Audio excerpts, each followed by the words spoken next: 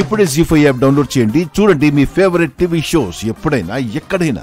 ఆ లక్ష్మి అంత అమాయకురాలు కాదు, అంత సులువుగా తీసిపారేసేదే కాదు. 600 తను అనుకున్నది సాధించే రకం. ఇంకా చెప్పాలంటే భర్త కోసం ఎన్ని పాటలైనా పడే సతీ సావిత్రి, సతీ అనసూయ లాంటి కేటగిరీలో ఉండే రకం. అలాంటి లక్ష్మి మిత్రని అంత సులువుగా ఎందుకు వదిలేసింది? మిత్ర ముందే అంత నిబ్బరంగా మరొకరి చేత తాళి ఎందుకు కట్టించుకుంటుంది? ఇవన్నీ ఆలోచిస్తుంటే నాకెక్కడో తేడా కొడుతుంది మనీషా. నువ్వేం మాట్లాడుతున్నావు దేవ్యాని? పరిస్థితులు మనకు అనుకూలంగా కలిసొచ్చాయి, లక్ష్మిని ప్రతికూలంగా పడదోశాయి. ఇందులో అంతగా ఆలోచించాల్సిందేముంది? లేదనంత, లక్ష్మి గురించి నీకు పూర్తిగా తెలీదు. మిత్ర విషయంలో లక్ష్మి అంత సులువుగా వెనకడుగు వెయ్యదు.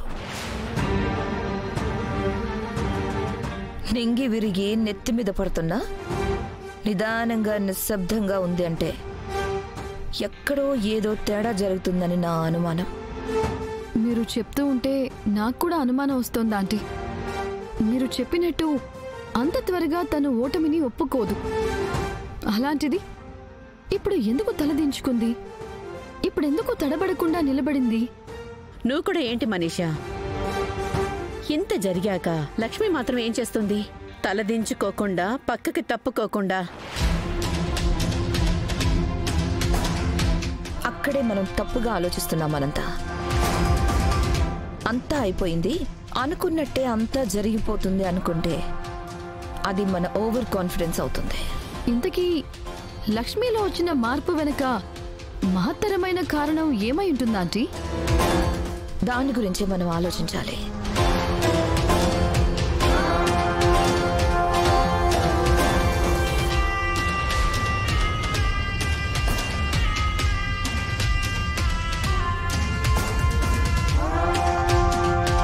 జాను, ఏమైంది? ఎందుకంత కంగారుగా కనిపిస్తున్నావు? అది ఎక్స్క్యూజ్ మీ వివేక్, మీ అన్నయ్య రమ్మంటున్నారు. నన్న అన్నయ్యని కలిసి వస్తా.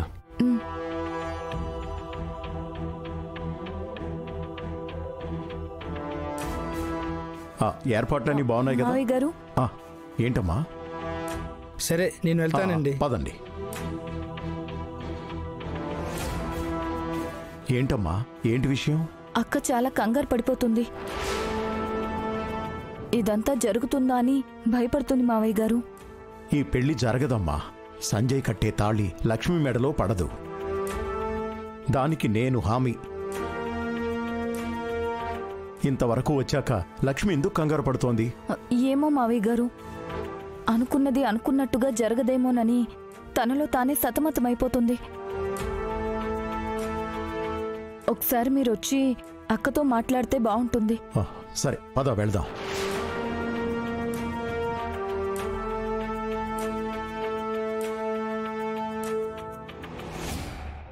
ఎప్పటి నుంచో ఎదురు చూస్తున్న మనిషితోనే నీ పెళ్లి జరిగిపోతుంది కదా. ఇప్పుడు నాకు మనీషాతో పెళ్లి జరుగుతుందా లేదా అనేది కాదు సమస్య. దాంతోపాటు నా చుట్టూ తలెత్తుతున్న పరిస్థితులు అసలైన సమస్య. నన్ను ఉక్కిరి బిక్కిరి చేస్తున్న ఈ వాతావరణంతో వచ్చింది అసలు సమస్య. అయితే ఇప్పుడు ఏం చేద్దాం అంటావు? నేను అర్జెంటుగా లక్ష్మితో మాట్లాడాలి.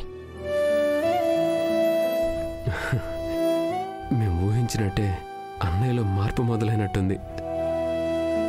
వివేక్, నాకు ఒక హెల్ప్ చేస్తావా? ఒకసారి లక్ష్మిని రమ్మంటావా? వదిన్ని పిలవడానికి నా సాయం ఎందుకన్నయ్యా? ఓ, ఇప్పుడు మీరు భార్యాభర్తలు కాదు కదా. అధికారంతో నువ్వు పిలవడానికి, అనుకువగా తను రావడానికి. రే, నీతో డిస్కషన్ పెట్టే టైం నాకు లేదురా. వెళ్ళి లక్ష్మిని పంపించు. తనతో మాట్లాడితేనే ఈ సమస్యకి ఒక పరిష్కారం దొరుకుతుంది. తనతో మాట్లాడితేనే నా భుజాల మీదున్న నేను మొయ్యలేనంత భారం తగ్గుతుంది. ఓకే ఓకే ఓకే సరే అన్నయ్య, నేను ఇప్పుడే వెళ్ళి వదిన్ని పంపిస్తాను. ఓకే.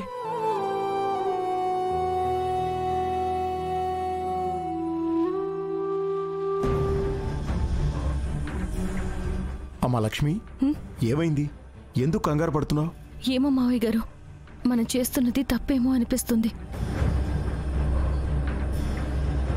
చివరి వరకు ఆగితే ఎలాంటి పరిణామాలు ఎదురవుతాయోనని భయంగా ఉంది. చూడు లక్ష్మి, గొప్ప గొప్ప మార్పులు కూడా ఒకే క్షణంలో జరుగుతాయి. గొప్ప గొప్ప ఆవిష్కరణలు కూడా ఒకే క్షణంలో పుట్టుకొస్తాయి. మనం ఇప్పటి వరకు ఓర్పుగా ఎదురు చూసి మార్పు సంభవించే టైంలో వెనుకడుగు వేయటం మంచిది కాదు. లేదు మావయ్య గారు, జరిగిన దానికి నేను క్షమాపణ చెప్తాను.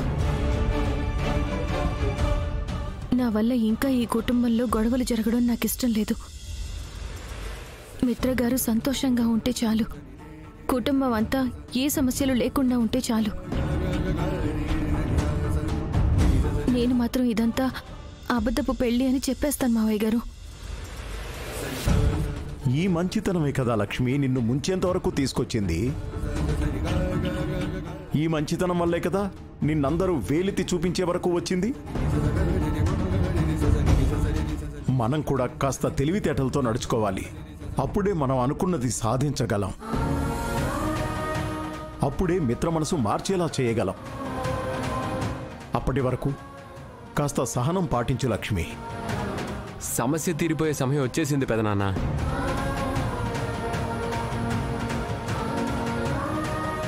ఇంకా సహనంగా ఎదురు చూడాల్సిన అవసరం లేదు. ఏం మాట్లాడుతున్నావురా? అన్నయ్యలో ఏ మార్పు రావాలని మనం ఈ దొంగ పెళ్లి సెట్ చేశాము. ఆ మార్పు అన్నయ్యలో వచ్చేసింది.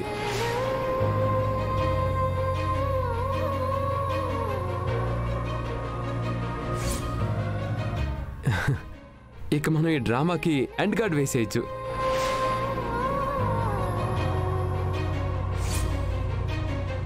అసలు ఏం మాట్లాడుతున్నావురా? నాకేమీ అర్థం కావడం లేదు. వదిన ఇంకొకరిని పెళ్లి చేసుకోబోతుంది అనేసరికి అన్నయ్య తనలో తానే సతమతమైపోతున్నాడు.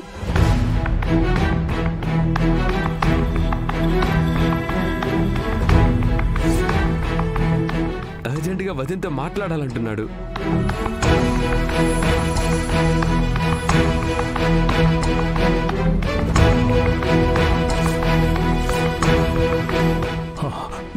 నువ్వు చెప్పేది నిజమా? అవును పెదనాన్న, వదినతో మాట్లాడితే కానీ తన మనసులో ఉన్న భారం తీరదంటున్నాడు.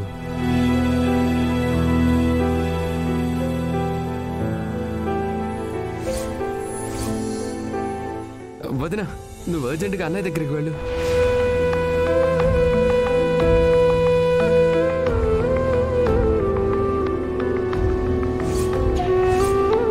వెళ్ళు లక్ష్మి, నీకోసం మిత్ర ఎదురు చూస్తున్నాడు. మిత్రతో నువ్వు కలిసి ఉండబోయే జీవితం ఎదురు చూస్తోంది.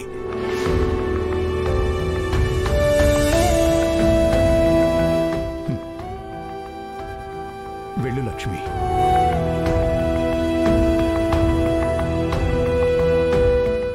జీ5 యాప్ డౌన్లోడ్ చేసి అన్ని ఎపిసోడ్స్ పూర్తి ఉచితంగా చూడండి.